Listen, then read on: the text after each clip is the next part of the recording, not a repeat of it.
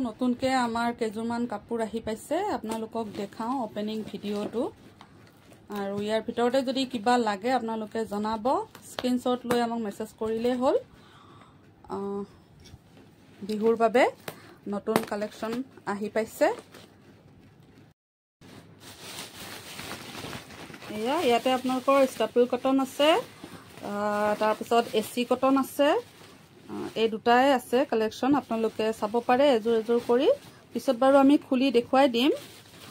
কেনেকুৱা হয় কোৱালিটি আপোনালোকে ভালেই পাব এখিনি ষ্টাপল কটনৰ হয় এটো ষ্টাপল কটন হয় ইমানখিনি ওলাই আছে এখিনি এসি কটন হয় এসি আৰু ষ্টাপল কটন মিক্স কৰি আনা হৈছে যেহেতু বিহু আহিলে বেছি দিন নাই আৰু আপোনালোকে যদি লব বিচাৰে তেনহলে ফটাফট স্ক্ৰিনশ্বট লৈ পেলাই মেছেজ কৰিব আৰু আমি আপোনালোকক পিছত ধুনিয়াকে দেখুৱাই দিম আৰু আপোনালোকে যদি নিজে চাই চিটি লম বুলি ভাবে তেনহলে আপোনালোকে ভিডিও কল কৰিও চাব পাৰিব